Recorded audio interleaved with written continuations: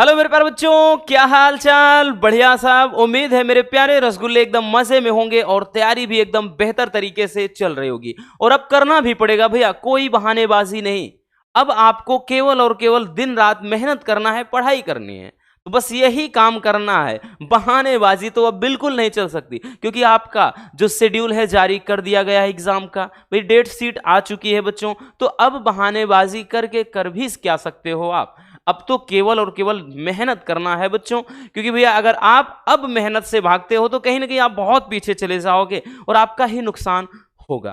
तो बच्चों आज के इस वीडियो में हम हिंदी यानी टोटल या यूं कह ले कि पूरे हिंदी में सारे टॉपिक का पोस्टमार्टम बेहद सिंपल तरीके से करने वाले हैं। तो वीडियो आज की बहुत ही ज़्यादा शानदार होने वाली है। पहला ही पेपर है भैया हिंदी का, तो कहीं ना कहीं हमें हिंदी में भी अब थोड़ा वक्त देना चाहिए। ठीक है भैया, जैसे पेपर है उस हिसाब से सिस्टम से आपको तैयारी करनी होगी बच्चों, क्योंकि हिंदी एक स्कोरिंग सब्जेक्ट है। हम पहले भी आपको बता चुके हैं, अगर हिंदी खराब तो आपका अदर पेपर भी खराब जाएगा।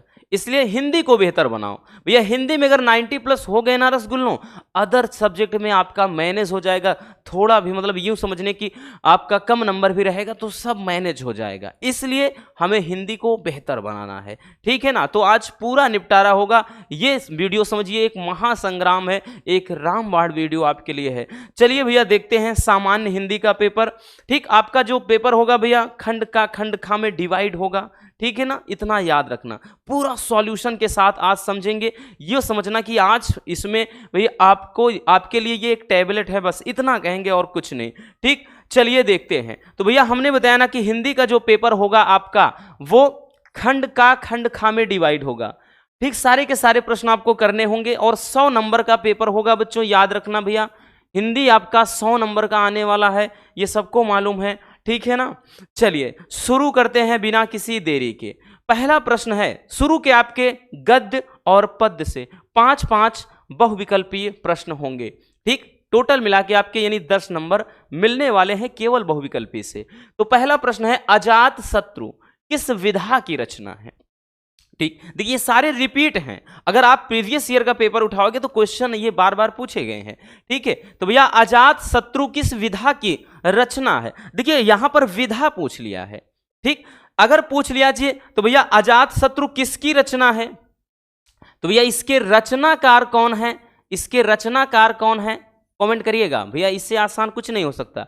यहां पे विधा पूछ लिया, यानी किस विधा की रचना है। नाटक है, कहानी है, उपन्यास है, संस्मरण है, यात्रा वृत्तांत है, आत्मकथा है, क्या है ये आपको बताना है। तो अजात शत्रु क्या है भैया, जीवनी है कि नाटक है कि संस्मरण है या फिर आत्मकथा। तो प्यारे बच्चों क्या है, एक नाटक है। ठीक, अजात शत्रु किस विधा की रचना है, तो अजात शत्रु क्या है बच्चों, एक नाटक है। आई बात समझ में भैया। चलिए चलते हैं आगे। ठीक, एक तो भाई हमारा थोड़ा वो इसके पहले का जो बोर्ड था उसमें थोड़ा कुछ इशू आ गया। ठीक, तो ये एंड्रॉयड 14 लगा के गए हैं, थोड़ा नया नया लग रहा है, चीज़ें इसमें थोड़ा इधर उधर हैं, एडजस्ट करने में प्रॉब्लम होगा अभी। देखिए अब दूसरा क्वेश्चन देखते हैं बच्चों। दूसरा क्वेश्चन कह रहा है कि नासिकेतोपाख्यान के लेखक कौन है। ठीक, नासिकेतोपाख्यान के लेखक कौन है, ये भी बहुत ही प्रसिद्ध रचना है बच्चों। आपके विकल्प हैं सदल मिश्र, मुंशी इंसाल्लाह खां या चंद बरदाई या नरपति नाल है। तो भैया नासिकेतोपाख्यान के लेखक कौन है, सदल मिश्र जी हैं।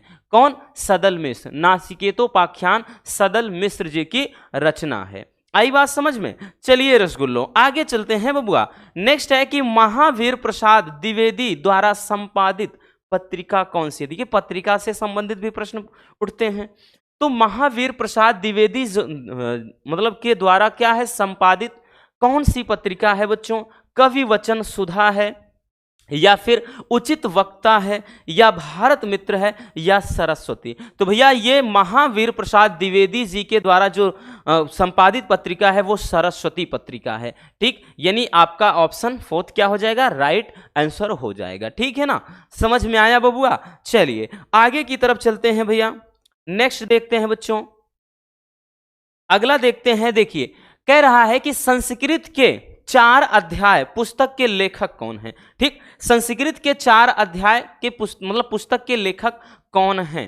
ठीक है, तो आपका विकल्प है रामधारी सिंह दिनकर या वासुदेव शरण अग्रवाल या राम वृक्ष वेनीपुरी या विद्या श्रीनिवास मिश्र जी। तो कौन है भैया? तो संस्कृत के 4 अध्याय, ये भी एक बहुत ही प्रसिद्ध पुस्तक है। तो किसकी है? दिनकर जी की है। रामधारी सिंह दिनकर जी की एक बहुत ही प्रसिद्ध ये पुस्तक है। क्या? संस्कृत के 4 अध्याय।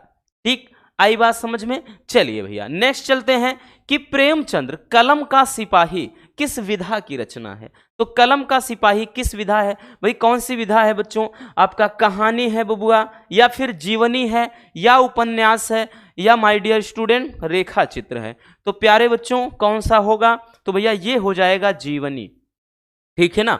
तो प्रेमचंद्र कलम का सिपाही, ठीक, ये किस विधा की रचना है? तो ये एक जीवनी है। आई बात समझ में? चलिए नेक्स्ट चलते हैं। तो ध्यान समझना भैया। चलिए अब आ जाते हैं बच्चों कि दूसरे पर। ये तो मतलब आपका 5 हो गया किसमें? गद्य का।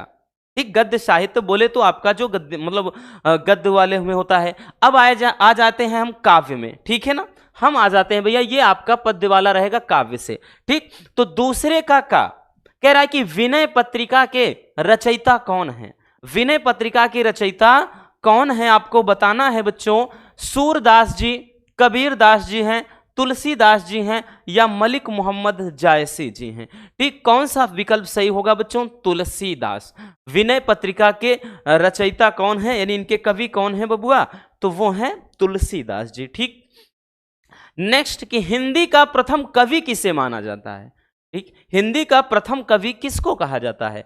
गोरखनाथ, या फिर चंद बरदाई, या जगनिक, या फिर बच्चों सरहपा। देखिए इनका सरह कहा जाता है, या फिर सरहपा कहा जाता है, या सिद्ध कहा जाता है भैया। तो सरहपा यही क्या है? हिंदी के प्रथम कवि के रूप में माने जाते हैं। ठीक है ना? प्रथम कवि का दर्जा इन्हें दिया गया है। आई बात समझ में? तो एकदम माइंड में रखते चलना बबुआ।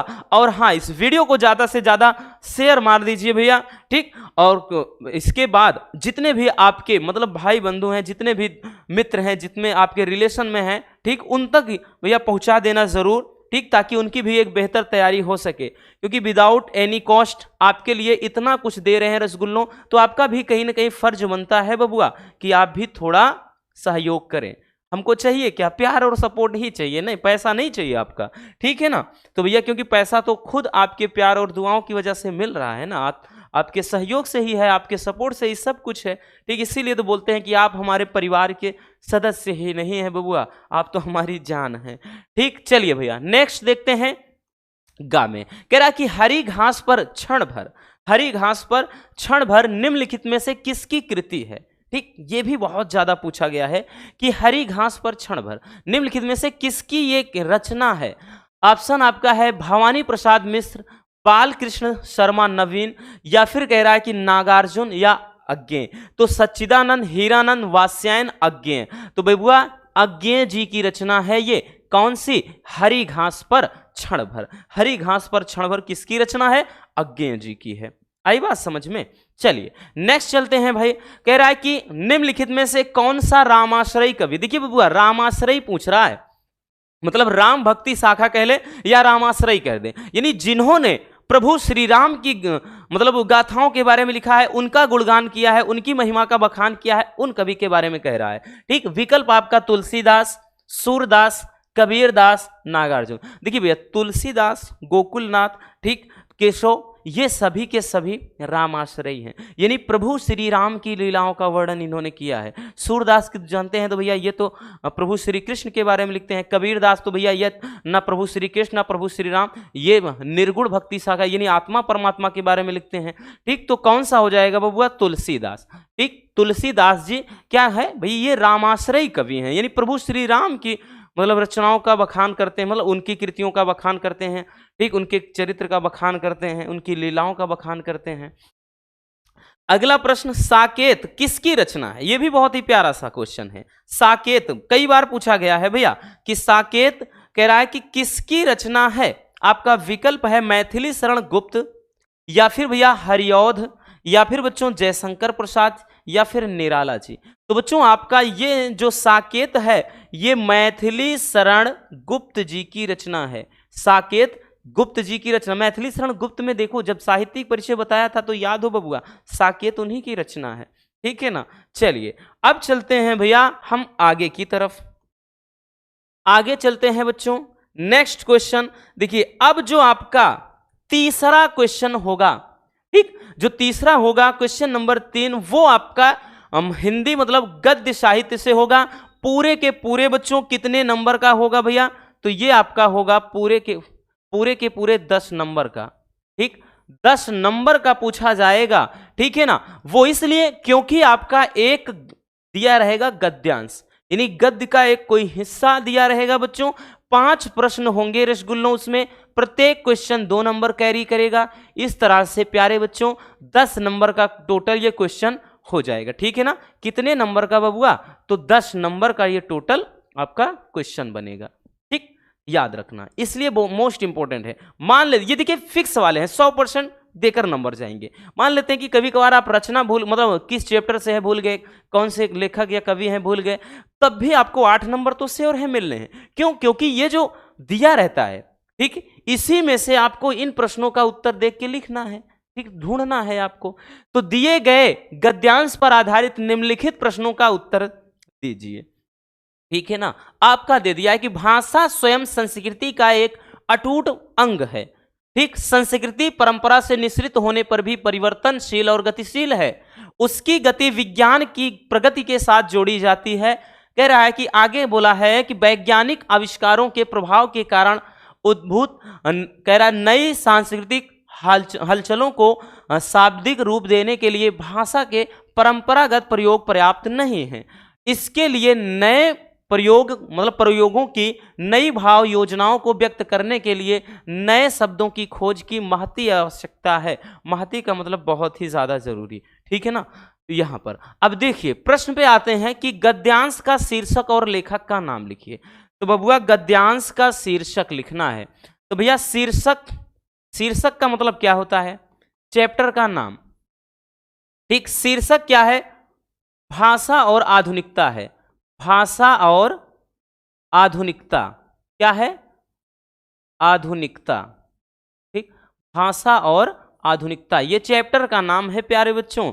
अब उसके बाद भैया लेखक कौन है, इसके लेखक कौन है, तो प्रोफेसर जी सुंदर रेड्डी जी हैं, प्रोफेसर जी सुंदर रेड्डी जी हैं, ठीक है, प्रोफेसर जी सुंदर रेड्डी जी हैं, ये लेखक हैं।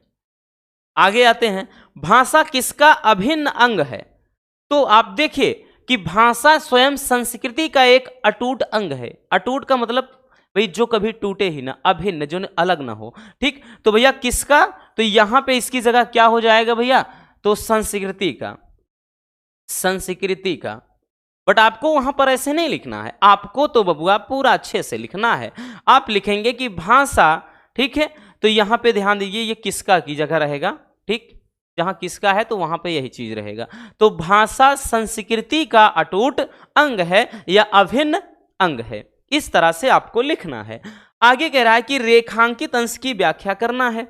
तो रेखांकित अंश व्याख्या है, ये कह रहा है कि ये जो जिस पे लाइन है, ठीक, कि भाषा बोल रहा है कि स्वयं संस्कृति का एक अटूट अंग है, कि निश्रित मतलब संस्कृत परंपरा से निश्रित होने पर भी परिवर्तनशील है और गतिशील है। इसका मतलब यह है कि आप जिसे व्याख्या में लिखेंगे बच्चों, लिखेंगे कि भैया भाषा संस्कृति का एक अटूट अंग है, इसका मतलब कि भाषा लिखेंगे, लेखक कहता है कि भाषा और संस्कृति का गहरा संबंध है, गहरा संबंध है। आप मतलब अपने शब्दों में बनाकर लिखेंगे कि गहरा संबंध है, ठीक। संस्कृति देखिए परंपरा से निश्रित होने पर भी, यानी जिस तरह से भैया देखिए बहुत सारी पीढ़ियां आएंगी, बहुत सारी पीढ़ियां जाएंगी, लेकिन संस्कृति जो कल्चर है वो बना रहेगा, ठीक है, भाषा जो है वो बनी रहेगी। तो वही चीज ये है कि यहां पर लिखेंगे कि परंपराएं आती यानी पीढ़ियां आती जाती रहेंगी, लेकिन फिर भी क्या है भैया कि जो संस्कृति है वो क्या है, परिवर्तनशील है, मतलब और गतिशील है, आगे की ओर बढ़ती रहेगी। तो यहां पर लिखेंगे कि अनेकों पीढ़ियां आएंगी लेकिन संस्कृति क्या है, मतलब फिर भी ये क्या है, आगे की तरफ प्रगतिशील रहेगी। संस्कृति एकदम शॉर्ट में लिख रहे हैं ना, संस्कृति अग्रसर रहेगी, ठीक है, अग्रसर रहेगी। तो भैया संस्कृति क्या है, आगे की तरफ बढ़ती रहेगी प्यारे बच्चों, इतना याद रखना। आगे कह रहा है कि देखिए उद्भूत है, ठीक है ना, यहां पे देखिए अद्भुत दे दिया है बट यहां पे उद्भूत है, तो अद्भुत और परंपरागत का अर्थ आपको लिखना है। तो इसका अर्थ क्या हो जाएगा बच्चों, देखिए उद्भूत यहां है तो ध्यान देना उद्भूत रहेगा, केवल अद्भुत यहां पे जो है। उद्भूत का मतलब देखिए होता है भैया, ये जो आपका उद्भूत है, उद्भूत का मतलब होता है उत्पन्न होना। क्या चीज, उत्पन्न, उत्पन्न होना, उत्पन्न होना। और उसके बाद दूसरा क्या है, परंपरागत है। परंपरागत का मतलब क्या होगा, परंपरागत, परंपरागत का मतलब होता है प्यारे बच्चों परंपरा से चली आ रही या सदियों से चली आ रही, ठीक है, सदियों से चली आ रही, लिखेंगे सदियों से चली आ रही। तो भैया सदियों से चली आ रही या परंपराओं से चली आ रही, ठीक है, ये हो जाएगा। समझ में आया बच्चों, याद रखना भैया कि यहाँ पे उद्भूत का क्या मतलब है और परंपरागत का क्या मतलब है, ठीक है ना। अब चलिए आगे देखते हैं, देखिए क्या कह रहा है, आगे कह रहा है कि संस्कृति की प्रमुख विशेषता क्या है, ठीक, संस्कृति की प्रमुख विशेषता क्या है। तो यहां पे ध्यान देना, यहां पे अगर देखें ये जो ऊपर लिखा गया है ये कि संस्कृति की विशेषता ये है कि ये परिवर्तनशील है और गतिशील है। तो यहां पर विशेषता में यही होगा भैया, तो लिखेंगे विशेषता में यही लिखेंगे कि यह परिवर्तनशील है, परिवर्तनशील और गतिशील है। नीचे दिख रहा है, हाँ लिख दे रहे हैं, ठीक, परिवर्तनशील है और गतिशील है, ठीक है, ये परिवर्तनशील और गतिशील है, गतिशील, गतिशील है, ठीक है। तो परिवर्तनशील है बच्चों और क्या है, गतिशील है। तो इस तरह से आपने देखा भैया बहुत ही सिंपल तरीके से हमने सारे प्रश्नों का निपटारा कर दिया। एक मिनट भाई, हेलो,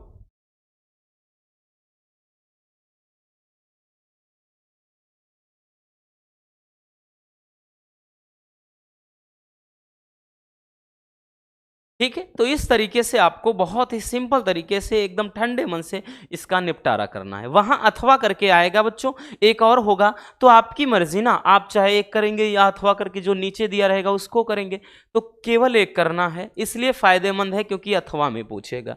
चलिए बबुआ अब चलते हैं भाई आगे की तरफ। तो देख लीजिए इस तरह से आता है, ठीक, वैसे स्क्रीनशॉट कोई जरूरत नहीं होगी, अब जहां जरूरत है वहां पे बताएंगे आपको आगे, ठीक है ना, आगे हम आपको बताएंगे कि जहां भैया इसका स्क्रीनशॉट करना होगा, ठीक है। चलिए अब देखते हैं बच्चों चौथा question, question number 4। Question number जो 4 है ना, ये आपका काव्य साहित्य से होगा। बोले तो भैया आपका क्या कहेंगे, ये एक पद्यांश रहेगा, ठीक, जिसे कविता होता है ना वही चीज पद्यांश है।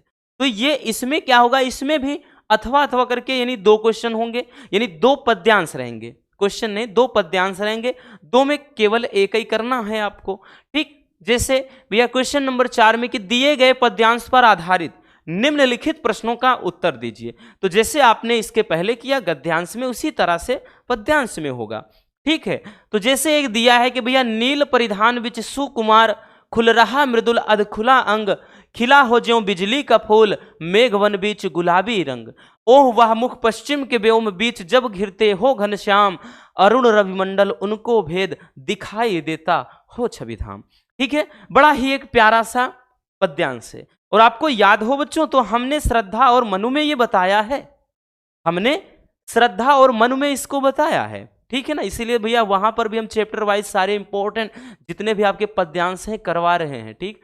चलिए तो भैया इससे नीचे संबंधित प्रश्न दिए रहेंगे, इसमें भी 5 प्रश्न है बच्चों, तो 5 प्रश्न है बबुआ, प्रत्येक का 2 नंबर, इस तरह से ये भी भैया आपके 10 नंबर कैरी करेगा। ठीक, मतलब 10 नंबर का ये पूछा जाएगा। ठीक है ना। चलिए, तो यहां पे पहला दिया है कि पाठ का शीर्षक और कवि का नाम। तो भैया हमको लिखना है पहले क्या चीज, शीर्षक।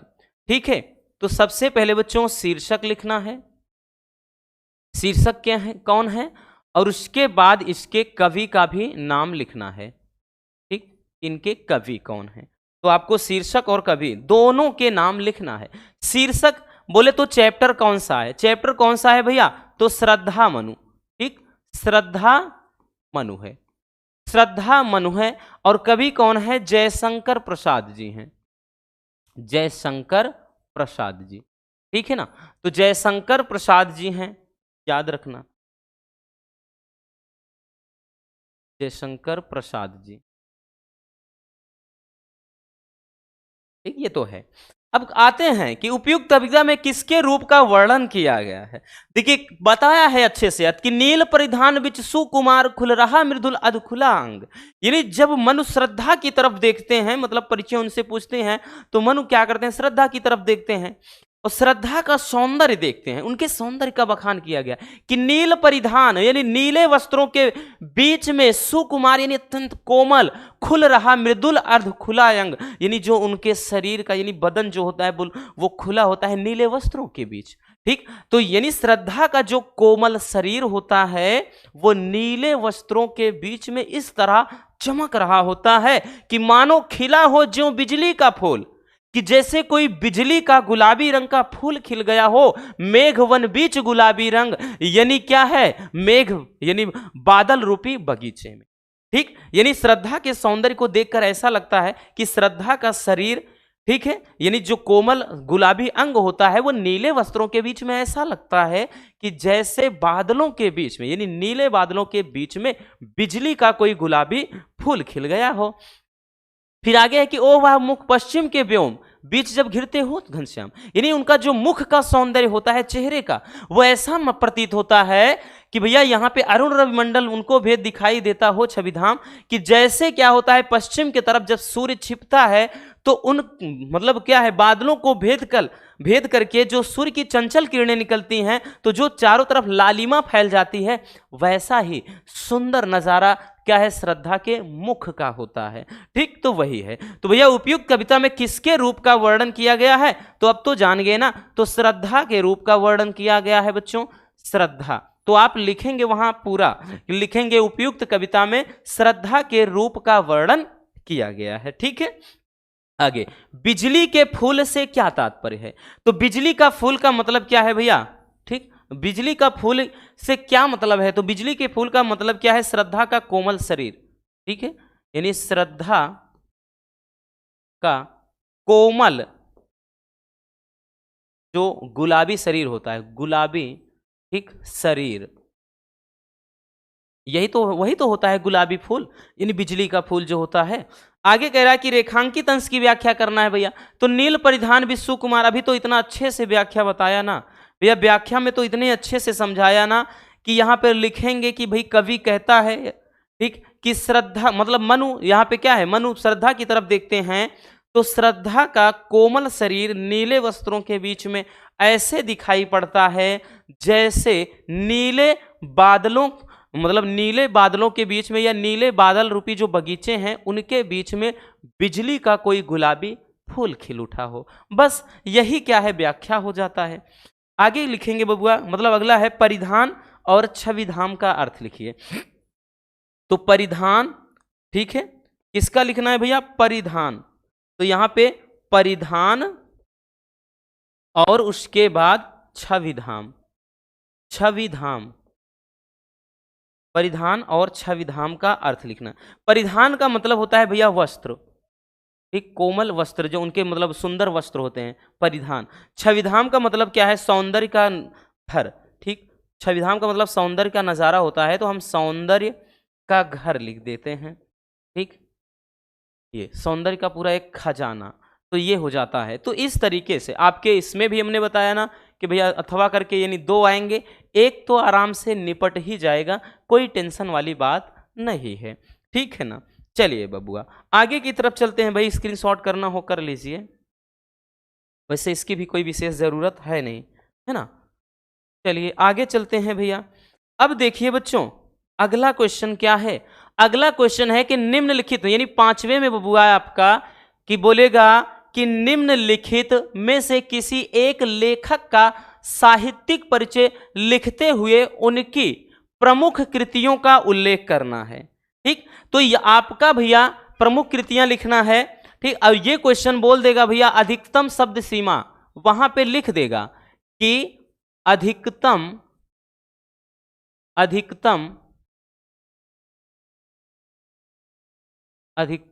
शब्द सीमा, वहां पे शब्द सीमा भी लिख देगा कितने शब्दों में। तो भैया ये अधिकतम यानी मैक्सिमम आपको 80 शब्दों में लिखने होंगे। बोलेगा वहां की अधिकतम शब्द सीमा यानी अधिकतम शब्द इतना लिखना है। ठीक है, जैसे आपका यहाँ पे 3 है, वासुदेव शरण अग्रवाल जी, ठीक, हजारी प्रसाद द्विवेदी जी, या फिर कह ले भैया प्रोफेसर जी सुंदर रेड्डी। तो ये आपके यहाँ पे 3 दिए गए हैं। तो इन तीनों में किसी एक का आपको लिखना होगा। वैसे अगर भाई देखें तो हमने तो बता रखा है, ठीक है, हमने तो भैया क्या है बता रखा है। हम एक देख लेते हैं वासुदेव शरण अग्रवाल जी का, हम एक वासुदेव शरण अग्रवाल जी का देख लेते हैं फिर से एक बार। भैया जीवन परिचय आप हेडिंग बनाएंगे, ठीक, जीवन परिचय में बहुत ज्यादा नहीं लिखना बच्चों, ठीक है। तो भैया आप मतलब इनका जन्म कहाँ हुआ, माता पिता का अगर नाम याद हो तो नाम लिख दीजिए, इनकी प्रारंभिक शिक्षा दीक्षा कैसे हुई, कहाँ हुई, उसके बारे में, और इनका देहांत कब हो गया, तो ये लिखा जाता है जीवन परिचय में। और जरूरी होता है, बहुत सारे बच्चे बार बार पूछते हैं बताने के बावजूद भी, सर क्या जरूरी है, बिल्कुल जरूरी है। तो भैया वासुदेव शरण अग्रवाल जी का जो जन्म है 1904 ईस्वी में मेरठ जिले के खेड़ा नामक गांव में हुआ था। इनके माता पिता कहां पे रहते थे, लखनऊ में रहते थे, अतः इनका जो बचपन है वो लखनऊ में ही बीता है। इन्होंने काशी विश्वविद्यालय से बीए किया था और लखनऊ विश्वविद्यालय से एमए एवं पीएचडी की उपाधि प्राप्त की थी। ठीक है, इन्होंने पाली, संस्कृत, अंग्रेजी आदि भाषाओं का गहन अध्ययन किया, यानी गहरा नॉलेज था इनको। हिंदी साहित्य की सेवा में लीन यह महान व्यक्ति 27 जुलाई सन 1967 ईस्वी को, ठीक है, भारत माता के चरणों में हमेशा के लिए सो गया। तो मतलब सजा के लिखना है कि भैया जैसे मतलब ये क्या है, देवलोक मतलब सिधार गए, या फिर ऐसे मतलब ऐसे लिखेंगे, देवलोक नहीं परलोक सिधार गए, या फिर इस दुनिया से अलविदा हो गए, या हमेशा के लिए चिर निद्रा में सो गए, या भारत माता के चरणों में हमेशा के लिए सो, ऐसा थोड़ी लिखेंगे इस दिन मर गए, ठीक है, ऐसा नहीं, वो देखने में थोड़ा अच्छा नहीं लगेगा। तो इतना कुछ आपको किसमें लिखना है भैया, जीवन परिचय के अंतर्गत। तो भैया इतना जीवन परिचय में लिखना है, ठीक है।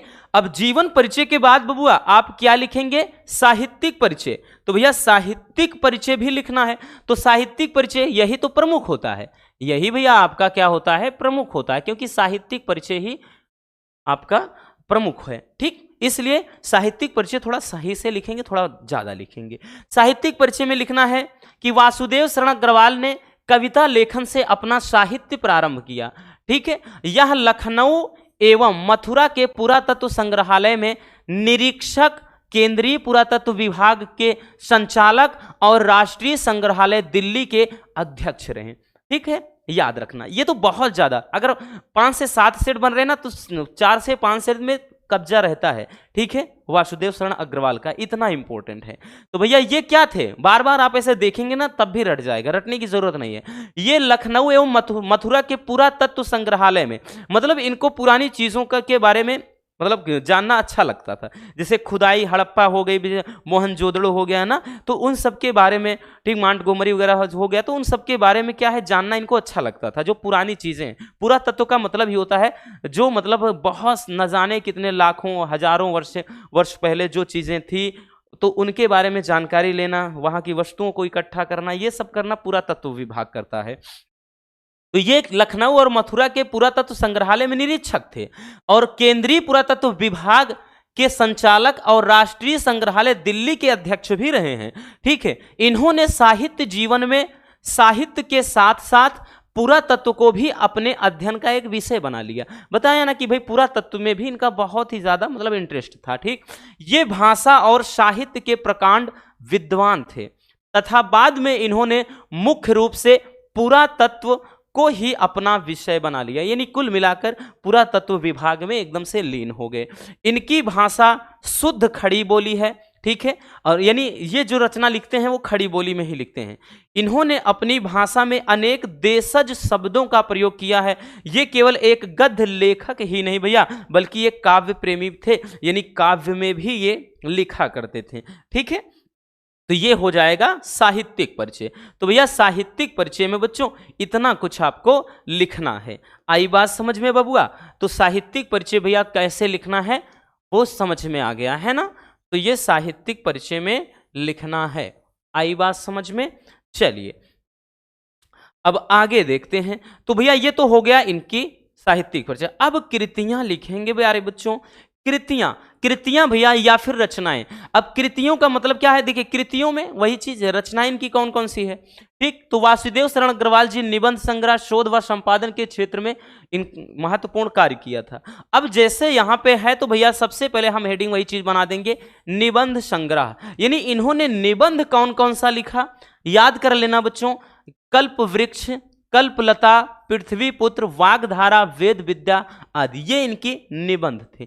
इनके निबंध। शोध ग्रंथ में पाणिनिकालीन भारत इनका शोध एक ग्रंथ है, ठीक है, शोध ग्रंथ में। संपादन में तो पद्मावत और हर्ष चरित, ठीक है। ये तो इतना हो जाएगा। अब एक चीज और याद रखना, मतलब जैसे भी नहीं पता है तो आप रचनाएं ऐसे डायरेक्टली या कृतियां डायरेक्टली हेडिंग बनाएंगे, हमने आपको बताया भी था। तो भैया आप इस तरह से नंबरिंग कर लीजिए बबुआ।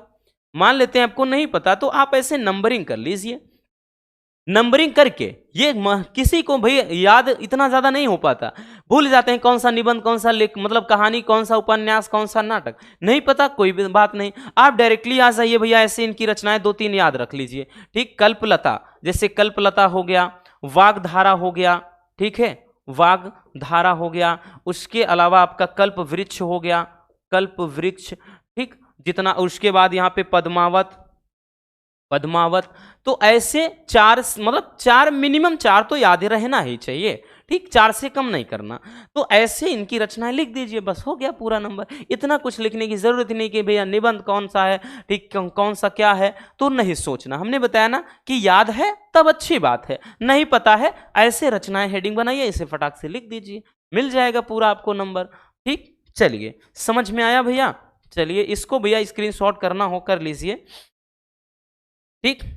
ये तो आपका हो जाएगा मतलब एक गद्य से, ठीक है ना। अब भैया हम देखेंगे पद्य वाले का। चलिए भैया इसी तरह से आपका एक काव्य साहित्य से रहेगा, यानी पद्य से, ठीक है भैया। जैसे गद्य में एक देख लिया, तो इसमें भी बोलेगा कि निम्नलिखित में से किसी एक कवि का साहित्यिक परिचय लिखते हुए उनकी प्रमुख कृतियों का उल्लेख करना है। इसमें भी सेम प्रोसेस भैया, कि इसमें भी वही चीज रहेगा कि जो शब्द सीमा है भैया, कि जो शब्द सीमा है रसगुल्लों वो 80 शब्द बोल देगा कि भैया अधिकतम शब्द सीमा 80 रखना है। जैसे 3 दे दिया है, मैथिली शरण गुप्त, जयशंकर प्रसाद, महादेव वर्मा। तो भैया इनमें से भी किसी एक का करना है, 5 नंबर का क्वेश्चन आएगा, ठीक। तो सबका करवाया है, बाकी डिस्क्रिप्शन में देख लेना, एक डाल दी, मतलब 1, 2 है, 3 जो है उसमें इसको देख लेना, नहीं तो प्लेलिस्ट बना दिया है, ठीक है। तो इस तरह से आपको करना है। चलिए अगला क्वेश्चन देखते हैं।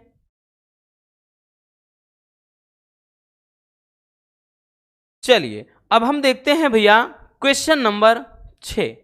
क्वेश्चन नंबर जो 6 होगा, क्वेश्चन नंबर जो 6 होगा वो एक कथा वस्तु है, यानी कहानी है, ठीक है। आपके बुक्स में जो भी कहानियां हैं भैया, इसमें क्या होगा बच्चों, एक कहानी होगा, ठीक, एक कहानी। ये भी भैया 5 ही नंबर का पूछा जाएगा। इसमें भी वही चीज बोल देगा बच्चों कि जो शब्द सीमा है भैया, जो शब्द सीमा है रसगुल्लों वो कितना रखना है, 80, ठीक है। तो 80 शब्दों में इसमें भी बोल देगा करना है, ठीक। ये इतना मतलब इससे कम नहीं रखना है, ज्यादा आप चाहे जितना चले जाएं हम, बट हम ये नहीं कहेंगे भैया कि आप हाँ 250-300 शब्दों में लिखें, क्योंकि अगर वहां तक भी जाते हैं तो आपके बहुत सारे टॉपिक छूट जाएंगे, इसलिए इस बात का ध्यान देना, ठीक है। चलिए बच्चों अब यहां पे तो जैसे दिया है कि पंचलाइट कहानी का सारांश, तो भैया पंचलाइट कहानी का सारांश अथवा करके क्वेश्चन देगा, बहादुर कहानी के उद्देश्य पर प्रकाश डालिए। तो भैया चाहे तो आप कथा वस्तु यानी कहानी लिख दीजिए, या फिर भैया उस कहानी का उद्देश्य लिख दीजिए कि क्या उद्देश्य है। ठीक है, तो यहां पर अब बाकी 7वां क्वेश्चन, अभी इसको हम देख रहे हैं, परेशान ना रहिए। ठीक, तो 7वां क्वेश्चन होगा कि स्वपठित खंड काव्य के आधार पर किसी एक खंड के एक प्रश्न का उत्तर देना है। यह भी बच्चों आपका 5 नंबर का रहेगा, इसमें भी 80 शब्द सीमा लिखना होगा। ठीक, इस बात का ध्यान देना। जिससे आपके खंड काव्य में, स्वपठित खंड काव्य कौन कौन से हैं? मुक्ति यज्ञ है, सत्य की जीत है, रश्मि रथी है, त्यागपति है, आलोक वृत्त है, श्रवण कुमार है। तो क्वेश्चन कैसे बनेगा? क्वेश्चन बनेगा कि ऐसे बोल दे कि मुक्ति यज्ञ के जैसे होगा कि प्रमुख पात्र का चरित्र चित्रण लिखिए, अथवा किसी कोई मतलब उसकी कथा वस्तु, या फिर कोई जैसे अन्य पात्र होंगे उनके बारे में।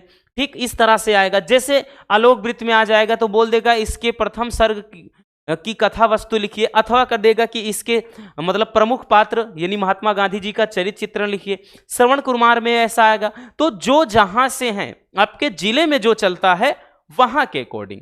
ठीक, जैसे कहीं पर भैया चले जाओ इधर क्षेत्र में, जैसे कहीं श्रवण कुमार चल रहा है, कहीं त्यागपति, कहीं रश्मि रथी, कहीं पे आलोक वृत्त, जैसे प्रयागराज में आलोक वृत्त चलता है, तो इस पे आधारित प्रश्नों का उत्तर देना होगा। ठीक है ना। चलिए, तो ये आपको यह समझ में आ गया कि हाँ इसका क्या करना है, आपको उत्तर देना है। ठीक है, चलिए अब चलते हैं भैया, अब हम चलते हैं इसमें जो 6वां नंबर का क्वेश्चन है इसका पूरा देख लेते हैं। ठीक, पूरी कथा मतलब पूरी कहानी। ठीक है, पूरी की पूरी भैया कहानी हम देख लेते हैं। अब देखिए यहां पे ध्यान से समझिएगा बच्चों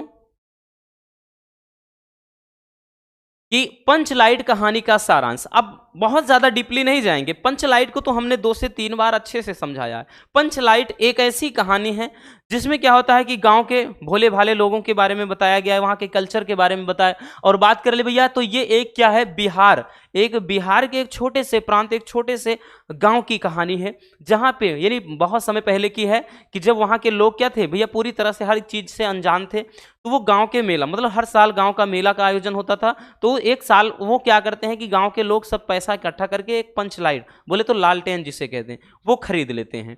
ठीक है, बट उसी के बारे में है कि भैया आगे क्या होता है, कैसे होता है, वही सारी चीजें हैं। तो हम शॉर्ट में समझेंगे तो समझना है कि भैया पंचलाइट कहानी फणीश्वर नाथ रेणु जी के द्वारा रचित एक आंचलिक कहानी है। आंचलिक कहानी का मतलब एक ग्रामीण परिवेश की, मतलब एक गांव के वातावरण की कहानी है। इस कहानी में बिहार के एक पिछड़े गांव के परिवेश का बहुत ही सुंदर चित्रण किया गया है।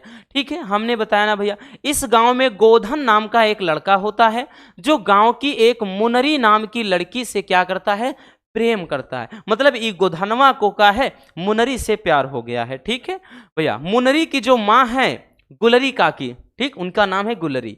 तो मुनरी की जो माँ है उन्होंने क्या है, गांव के पंचों से गोधन की क्या है शिकायत कर दी है। जाहिर सी बात है भैया, अब जब रात दिन उसके घर के चक्कर काटेगा ये लड़का, जाहिर सी बात उनकी अम्मा को, यानी जो क्या है मुनरी होती है उसकी अम्मा को बुरा लग गया। ठीक है, कि ये रात दिन बस इधर उधर क्या है घूमता रहता है हमारी बेटी के लिए। वो गांव के पंच से शिकायत कर देती हैं कि वह क्या है उसके घर के सामने से सिनेमा का गाना गाता हुआ नहीं गुजरता है। मतलब ये लड़का बहुत ही फिल्मी है कि तुम धूप में न निकला करो, रूप की रानी, गोरा रंग काला न पड़ जाए। ठीक, ऐसे गाना गाते हुए सब घर से निकलता है उसके सामने से। फिर लड़की सारा समझ जाती है, तो वही ये शिकायत कर देती है। कौन? गुलरी की, मतलब मुनरी की जो माँ है गुलरी का की, पंच से, ठीक, जो सरपंच होते हैं। इस कारण से गांव के जो पंचों ने क्या किया है, उसे बिरादरी से भी निकाल रखा है, मतलब बिरादरी से बहिष्कार कर दिया। पहले ऐसे ही होता था। ठीक है, एक दिन रामनवमी के मेले में गांव वाले क्या करते हैं, एक पंच लाइट खरीद कर लाते हैं और जो पैसे बचे उससे पूजा पाठ, यानी जो पूजन सामग्री होती है पूजा की, वो पूजा की सामग्री लाए। ठीक, सभी लोग पंचलाइट को देखने के लिए बहुत ही उत्सुक थे, लेकिन समस्या यह उठती है कि पंचलाइट आखिर जलाएगा कौन, क्योंकि सीधे साधे लोग उसे जलाना नहीं जानते थे। भैया सीधे साधे जो लोग थे उसे जलाना नहीं जानते थे कि पंचलाइट को जलाना कैसे है। ठीक, पंचलाइट को जलाने के मतलब के बारे में बिल्कुल आइडिया नहीं था। इसलिए क्या होते हैं कि उनको नहीं मालूम कि भैया कि क्या खरीद तो लाते हैं लेकिन समस्या होती है कि आखिर उसको अब जलाएगा कौन। ठीक है, चलिए तो पहले इतना स्क्रीनशॉट कर लीजिए भैया, 1 मिनट, इतना स्क्रीनशॉट पहले कर लीजिए।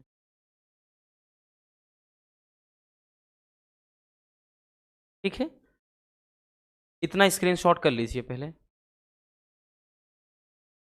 चलिए अब हम आगे देखते हैं भैया, आगे बाकी का पार्ट देखते हैं। अब देखिए यहां पे देखिएगा भैया, इसमें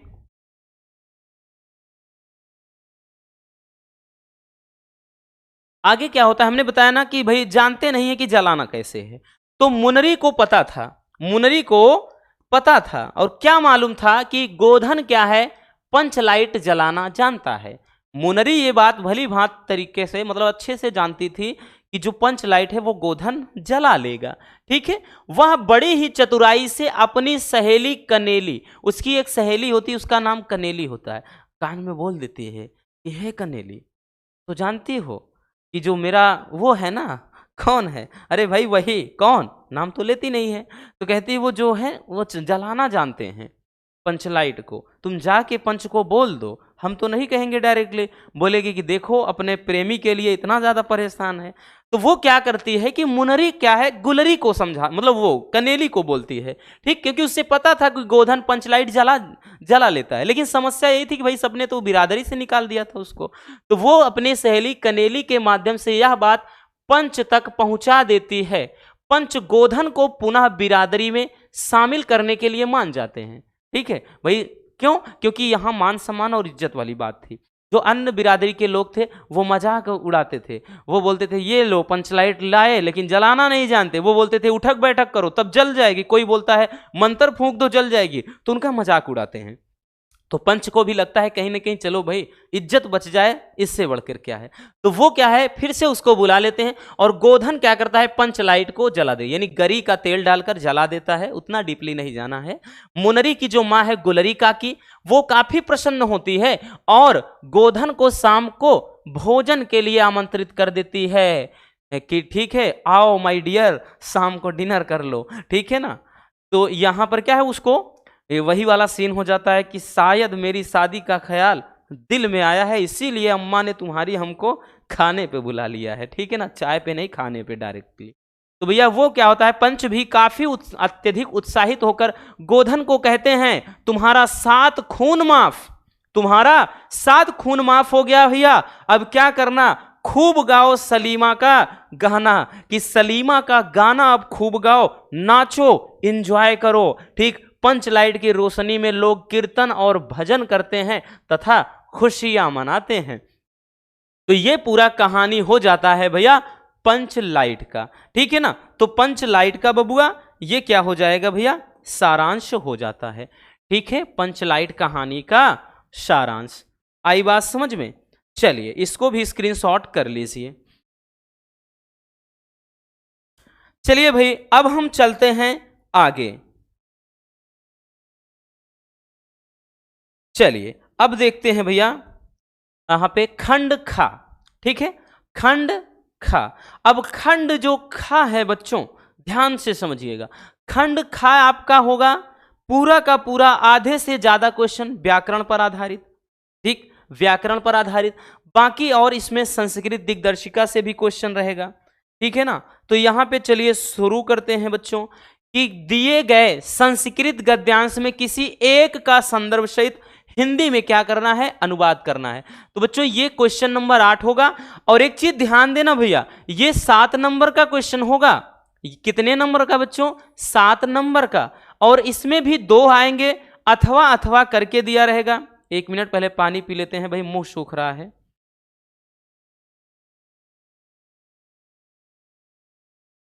चलिए भैया देखिए, इसमें भी 2 होगा बच्चों, एक करना होगा आपको। ठीक, यानी गद्यांश में भी 2 होंगे और आपके जो आपका श्लोक होगा वो भी 2 रहेगा। हम एक एक करके लिखे हैं, बट वहां पे भैया याद रखना दोनों 2-2 होंगे।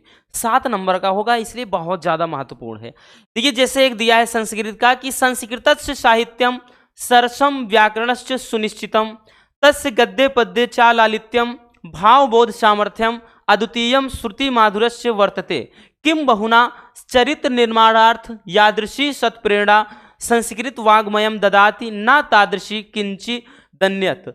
आगे कह रहा है कि मूलभूतानाम मानवीय गुणानाम यादृशी विवेचना संस्कृत साहित्य वर्तते नान्यत्र तादृशी। देखिए बोल रहा है कि इसका आपको अनुवाद करना है, ऐसे 2 से 4 लाइन रहेगा, 4 से 5 लाइन, और 7 नंबर पूरे मिलने हैं। देखिए लिखना है कि भैया संस्कृत साहित्यम सरसम, कि संस्कृत का जो साहित्य अत्यंत सरस है, यानी रसों से परिपूर्ण, रसों से भरा हुआ, इसके व्याकरण क्या है, सुनिश्चित है। तो संस्कृत का साहित्य अत्यंत सरस मतलब है, और इसका व्याकरण क्या है, सुनिश्चित है। तस्य गद्य पद्य चा लालित्यम, इसके गद्य और पद्य में लालित्य है, मतलब इसके गद्य और पद्य में क्या है, लालित्य है, यानी लालिमा है। ठीक है, भाव बोध सामर्थ्य, भाव बोध की क्षमता है, शक्ति है। अद्वितीय माधुर्य, मतलब अद्वितीय मतलब अद्भुत, क्या है, माधुर, माधुर। देखिए श्रुति माधुर्य का मतलब जो सुनने में मधुर लगे। ठीक है, और क्या है, इसको सुनने में अद्वितीय बोले तो अलौकिक, मतलब क्या है, अंदर से भावना जागृत होती है। ठीक है, समझ में आया कि तस्य गद्य पद्य चा लालित्यम, किसके गद्य और पद्य में लालित्य। ठीक है, भाव बोध सामर्थ्य, भाव बोध की शक्ति, और अद्वितीय श्रुति माधुर्य गुण विद्यमान है, ऐसा। ठीक, किम बहुना कह रहा क्या अधिक कहें, किम बहुना अधिक क्या बोले, चरित्र निर्माणार्थ यानी चरित्र के निर्माण की यादृशी सत्प्रेरणा यानी जैसी सत्प्रेरणा संस्कृत वाग्मयम यानी संस्कृत का साहित्य ददाति माने देता है, ना तादृशिम किंची दन्यत, ऐसी कोई और नहीं देता है। बोल रहा है कि अधिक क्या कहें, यानी संस्कृत के बारे में हम क्या कहें, संस्कृत मतलब वही चीज कह रहा है, क्या अधिक कहें, चरित्र के निर्माण की जैसी सत्प्रेरणा संस्कृत का साहित्य देता है, वैसी मतलब वैसी सत्प्रेरणा कोई और नहीं देता है।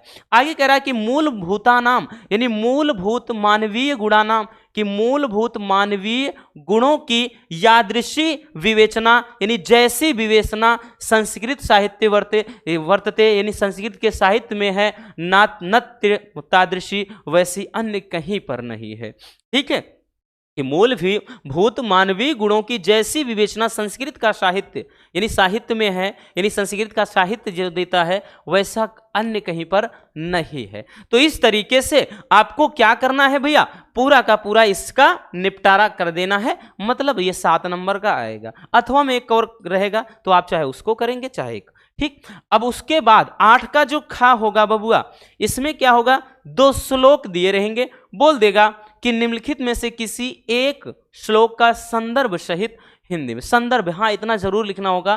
ठीक, ऊपर वाले में भूल गए संदर्भ बताना, तो संदर्भ पहले आप लिखेंगे बच्चों कि प्रस्तुत मतलब गद्यांश हमारे पाठ्य पुस्तक संस्कृत दिग्दर्शिका से, ठीक है, जिस चैप्टर से हो, जैसे मतलब संस्कृत से साहित्यम है, ठीक, तो संस्कृत भाषा या महत्वम चैप्टर है तो लिखेंगे कि प्रस्तुत गद्यांश हमारी पाठ्य पुस्तक संस्कृत दिग्दर्शिका के मतलब दिग्दर्शिका के क्या लिखेंगे, संस्कृत भाषा या महत्वम पाठ से लिया गया है। फिर उसके बाद डायरेक्टली अनुवाद हेडिंग बनाएंगे, लिख देंगे। इसी तरह इसमें लिखेंगे, इसमें भी लिखेंगे पहले संदर्भ कि प्रस्तुत श्लोक हमारी पाठ्य पुस्तक संस्कृत दिग्दर्शिका के सुभाषित रत्नानी नामक पाठ से अवतरित है, क्योंकि ये सुभाषित रत्नानी पाठ से है, उसी में के सबसे ज्यादा आते हैं। ठीक है, यानी 100 में 100% आपका उसी का एक रहेगा, अथवा में दूसरा एक इधर उधर से हो जाता है, नहीं तो 100% उसमें तो रहेगा ही, फिक्स है, कोई दो राय नहीं है। इसलिए ये भी 7 नंबर आपका ये से, और इसीलिए बोल रहे हैं ये 100% वाले फिक्स टॉपिक हैं। ठीक, जैसे दिया है कि सुखार्थिना कुतो विद्या कुतो विद्यार्थिना सुखम, और सुखार्थी व त्यजेत विद्याम विद्यार्थी या त्यजेत सुखम। बोल रहा है कि भैया सुखार्थिना कुतो विद्या, कि सुख चाहने वाले को विद्या कहां, और कुतो विद्यार्थिना सुखम, ठीक, विद्यार्थियों को सुख कहां। मतलब समझिए कि सुख चाहने वाले को विद्या नहीं मिलती और विद्या चाहने वाले को सुख नहीं मिलता।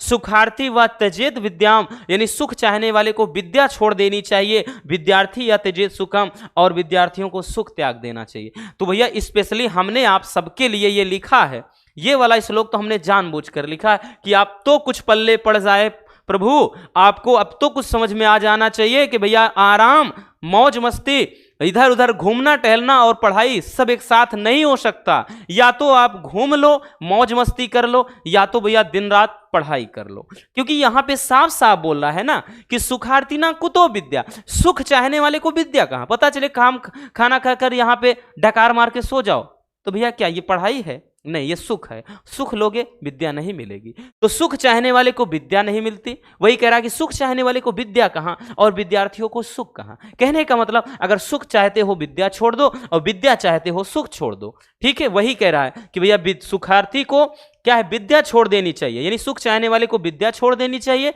और विद्यार्थियों को सुख छोड़ देना चाहिए। ठीक है, इसीलिए हम बार बार बोलते हैं भैया जिंदगी भर मौज करना है तो 4 दिन रो लो, पहले जिंदगी भर ऐश करो।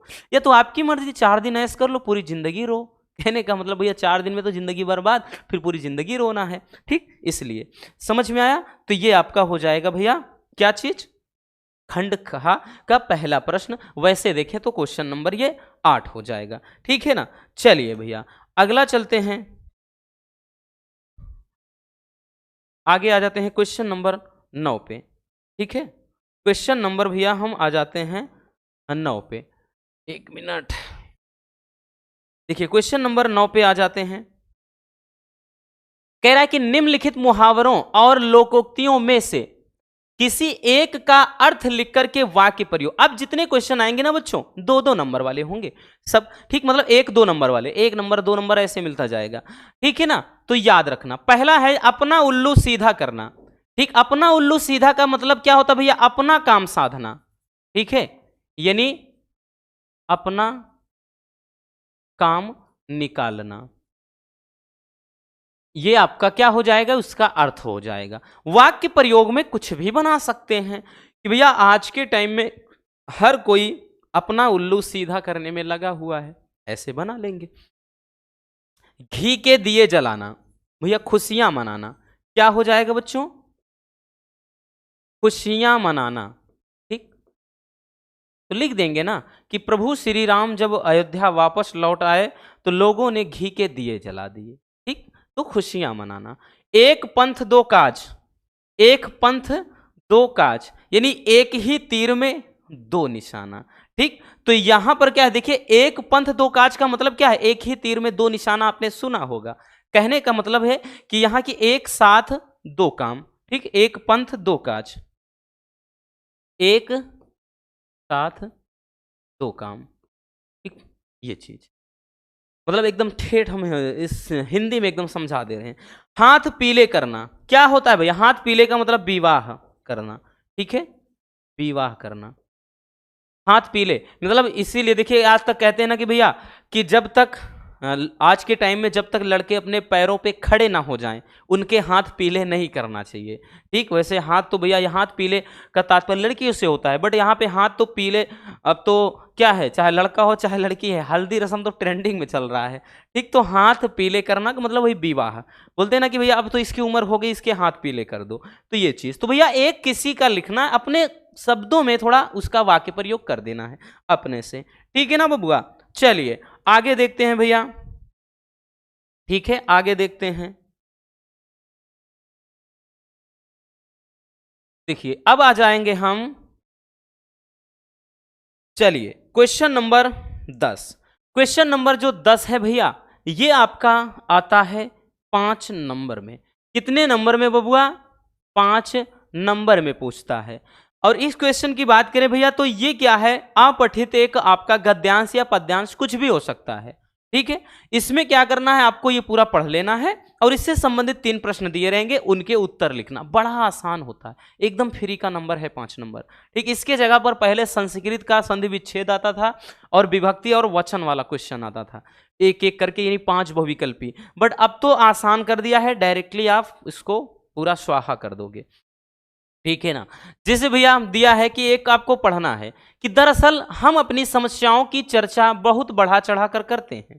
ठीक, समस्याएं आने पर हम दूसरों की सहानुभूति चाहते हैं, लेकिन सहानुभूति या दया से कोई समस्या हल नहीं होती है।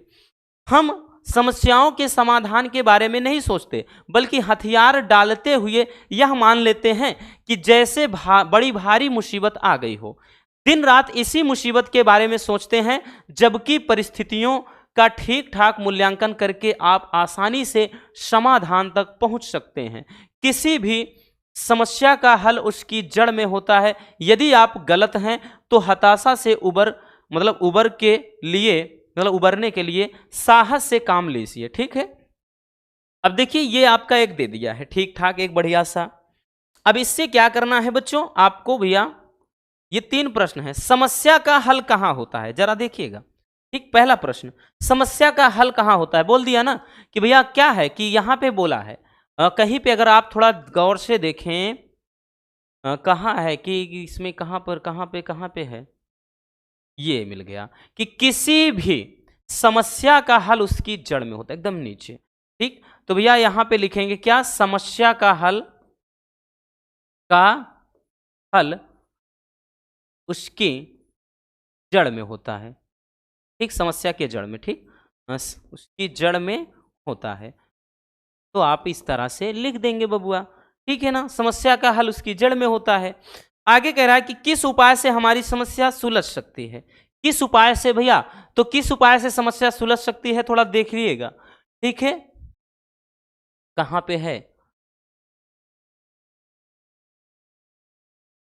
कहां गया भैया, हाँ देखिए ये है कि दिन रात इसी मुसीबत में हम सोचते हैं, जबकि परिस्थितियों का ठीक ठाक मूल्यांकन करने से आप आसानी से समाधान तक पहुंच। तो परिस्थितियों का मूल्यांकन करने से, ठीक, परिस्थितियों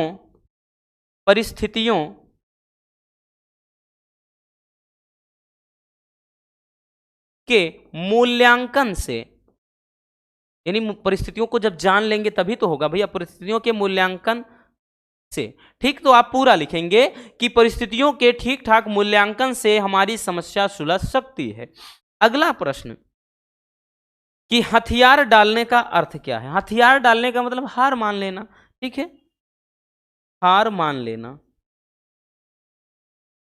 ये हथियार डालना का मतलब एक ये क्या है, एक मुहावरा है, समझिए। ठीक, लोकोक्तियां वो मुहावरा जिससे होता है। हथियार डाल देना का मतलब क्या है भैया, हार मान लेना। ठीक है ना बबुआ, तो ये हो जाएगा आपका एक अपठित गद्यांश। ठीक, अपठित गद्यांश या पद्यांश दिया रहेगा भैया। ठीक है ना, याद रखना। ठीक, समझ में आया, इस तरह से आपको हल कर देना है।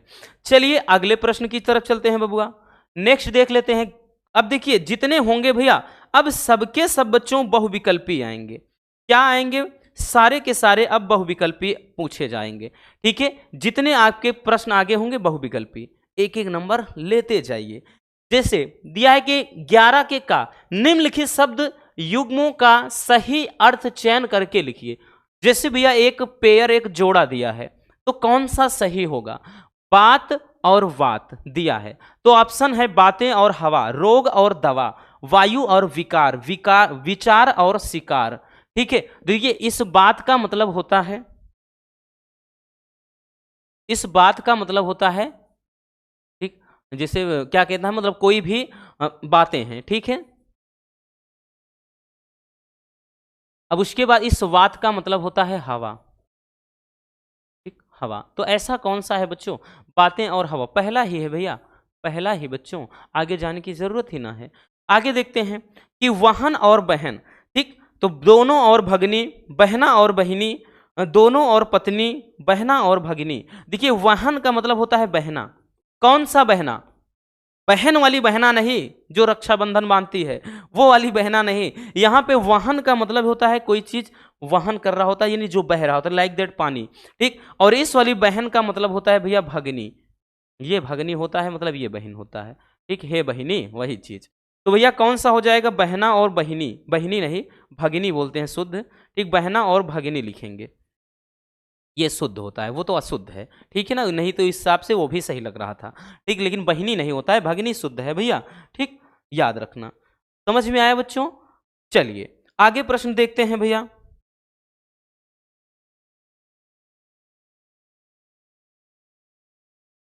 आगे देखते हैं बच्चों, अगला क्या है, खा में है भैया, ध्यान से समझिए।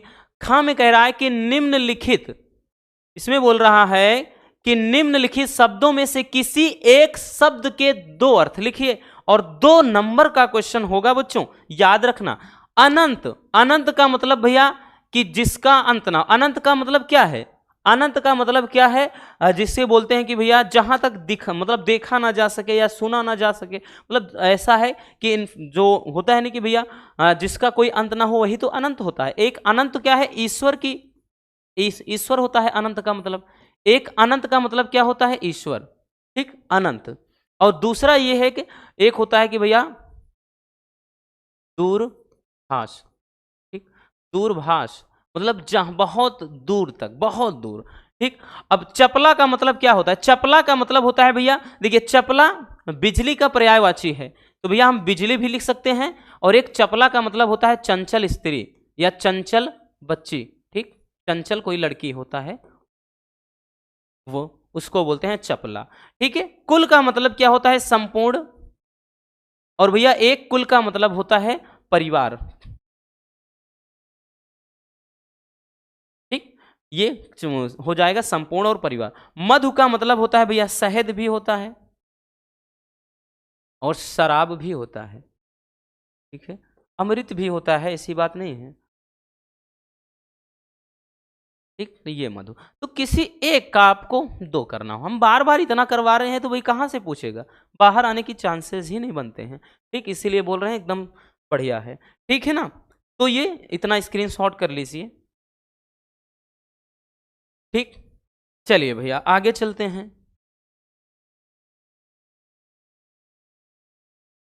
आगे आ जाते हैं गा वाले में, ठीक है। अब देखिए भैया गा में ध्यान दीजिए, कह रहा है कि निम्नलिखित वाक्यांशों के लिए एक शब्द का चयन करके लिख देना है बच्चों, ठीक।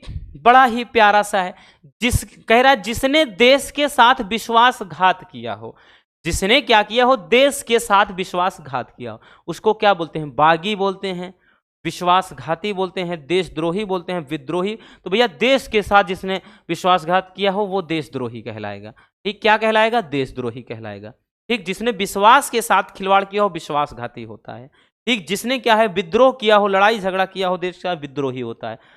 बागी जिसने बगावत किया हो वो बागी होता है, ठीक है। जल में लगने वाली आग क्या होती है, विकल्प है दावाग्नि, बड़वाग्नि, जठराग्नि, इनमें से कोई नहीं। तो भैया जल में लगने वाली आग क्या होती है, बड़वाग्नि होती है, ये जल में लगने वाली आग है, ठीक, जल में लगने वाली आग है भैया, जल में लगने वाली आग बड़वाग्नि, ठीक। दावाग्नि क्या होती है भैया, तो ये होता है मतलब जंगल में लगने वाली आग, जंगल में लगने वाली आग। जठराग्नि क्या होता है, तो भैया ये पेट में लगने वाली आग, कहेंगे पेट में कौन सी, भूख वाली आग, ठीक, भूख वाली आग अंदर, तो पेट में लगने वाली आग, तो याद रखना। तो बट यहां पे विकल्प कौन सा होगा, ये होगा, ठीक, याद रखना, बड़वाग्नि। चलिए आगे देखते हैं बच्चों।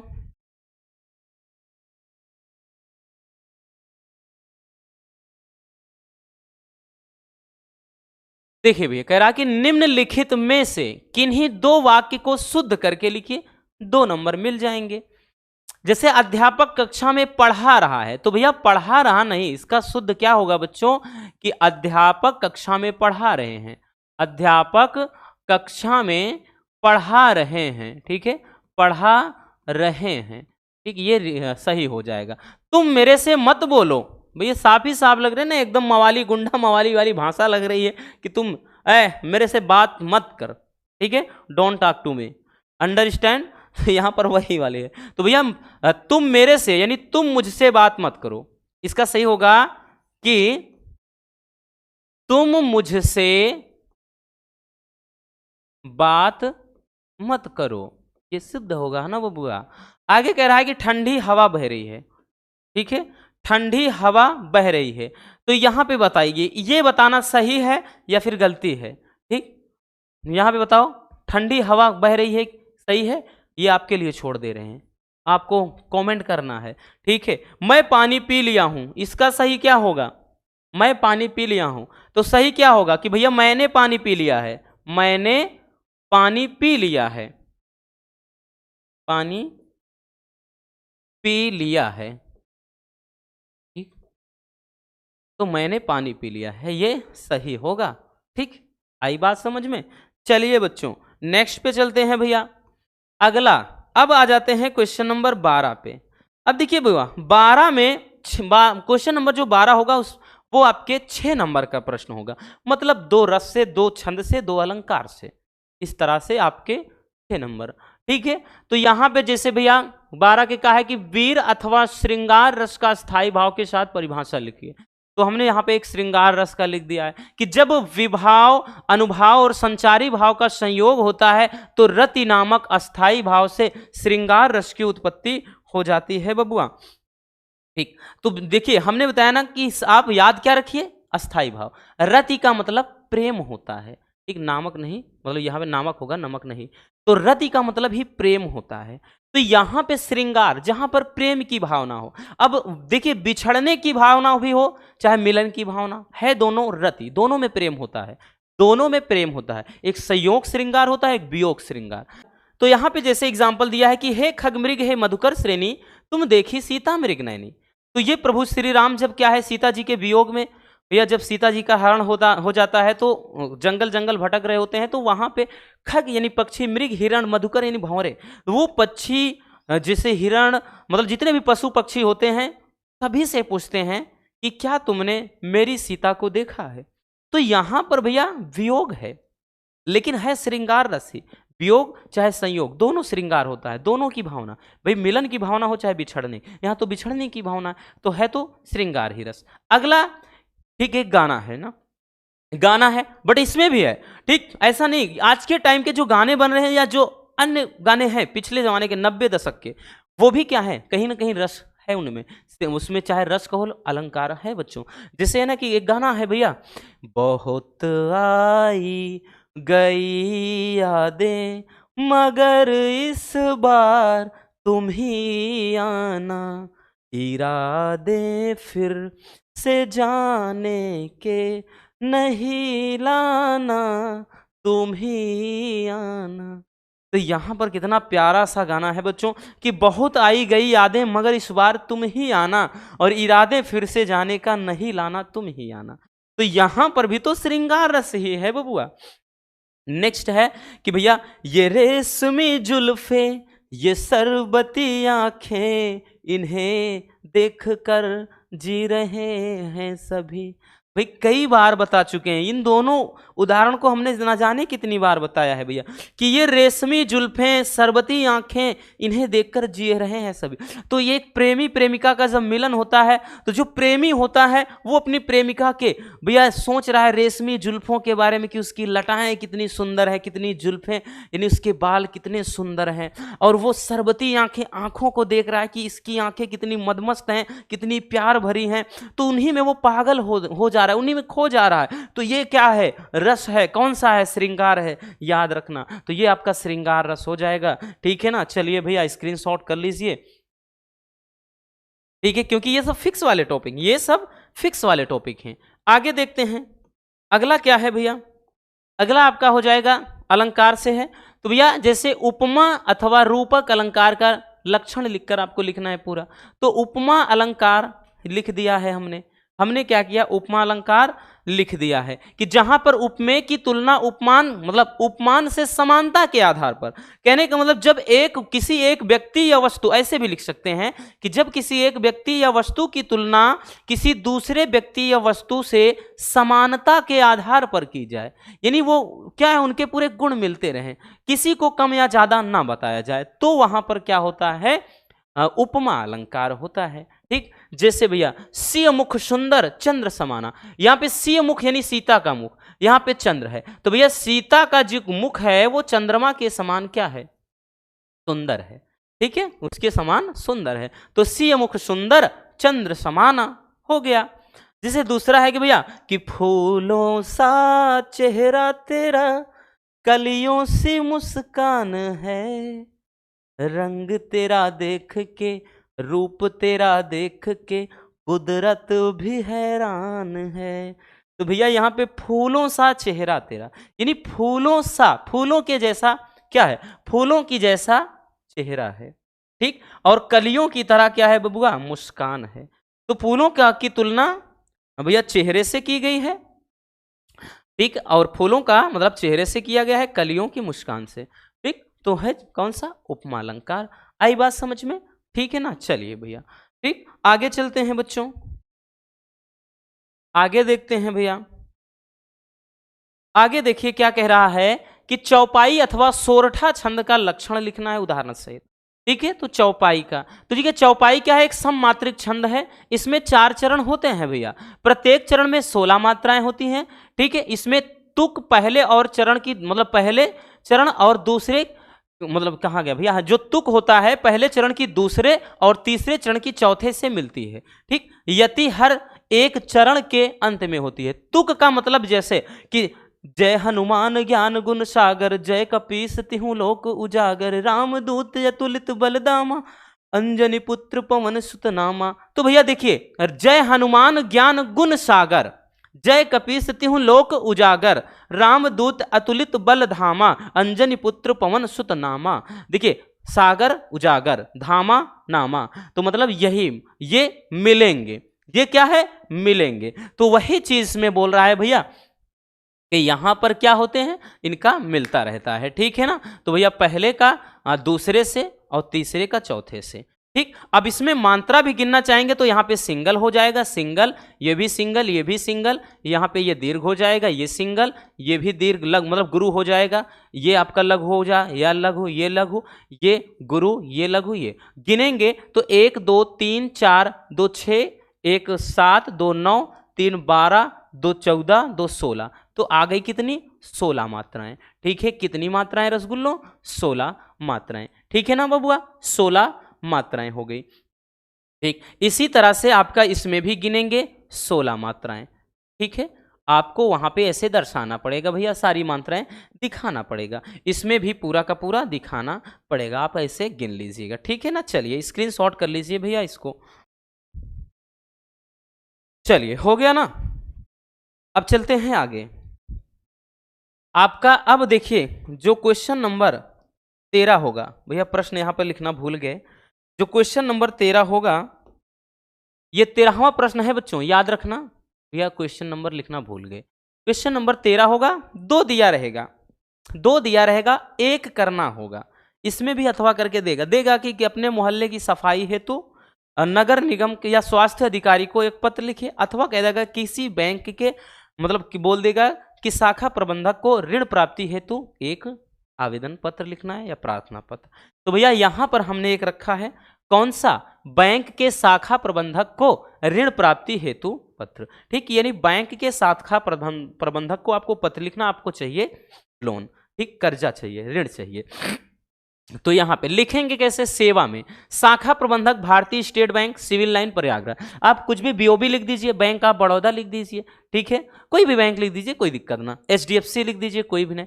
विषय आपका ऋण प्राप्ति हेतु आवेदन पत्र, विषय क्या है, ऋण प्राप्ति हेतु आवेदन पत्र है। लिखेंगे महोदय जी, ठीक, महोदय जी सविनय निवेदन है कि मैंने 2019 में कानपुर विश्वविद्यालय से बीए प्रथम श्रेणी में उत्तीर्ण किया है, ठीक, लेकिन अभी तक मुझे कोई रोजगार नहीं मिला, अभी तक मैं बेरोजगार घूम रहा हूं। हमें सूत्रों से पता चला है कि विभिन्न ऋण योजनाओं के तहत आपका जो बैंक है वो भी बेरोजगार युवकों को 1 लाख रुपए तक का क्या है, ऋण प्रदान कर रहा है। ठीक, अतः आपसे विनती है कि आवश्यक जो दस्तावेज हैं, यानी जो भी डॉक्यूमेंट्स चाहिए लगते हैं, वो सभी हमसे लेकर के हमको भी ऋण प्रदान करने की महान कृपा करें, ताकि हम अपना कोई व्यवसाय शुरू कर दें। यहाँ पे दिनांक में आप कोई भी डेट लिख दीजिएगा, और यहाँ पे आप प्रार्थी में काखा गा लिख दीजिएगा, नीचे कोई भाई धन्यवाद लिख दीजिएगा। तो इस तरीके से बबुआ आप क्या लिखेंगे, ठीक, मतलब वो क्या कहते हैं भैया, प्रार्थना पत्र, ठीक है, प्रार्थना पत्र लिख देंगे। आई बात समझ में, तो भैया कई बार हम बता चुके हैं इसको, ये तो हम कई बार बता चुके हैं, ठीक है ना। तो ये आपका इस तरह से भैया प्रार्थना पत्र लिखना होगा। चलिए स्क्रीनशॉट कर लीजिए इसको, हो गया।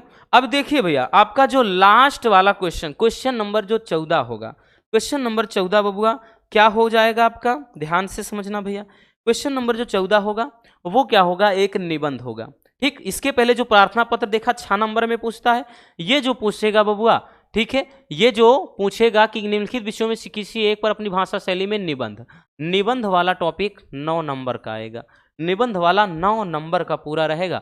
जैसे वन रहेंगे हम रहेंगे, ये टॉपिक है, यानी सीधी सी बात वनों का महत्व करके आ जाए, ठीक है। या फिर कहला गया कि वन मतलब हमारे एक मित्र की तरह ऐसे देगा, या फिर वन रहेंगे हम रहेंगे, ठीक है, या वन तथा मनुष्यों का संबंध, ऐसे करके कुछ भी कर दे, है वही चीज, ठीक। स्वास्थ्य ही सारे सुखों का मूल है, इसका मतलब ये है, यानी स्वास्थ्य ही धन है, ऐसा आ जाए तब भी ठीक है, ठीक। या फिर बोल देगा कि स्वास्थ्य का महत्व क्या है, ऐसा, या फिर स्वास्थ्य ही सारे सुखों का मूल है, ठीक, ऐसा कर देगा।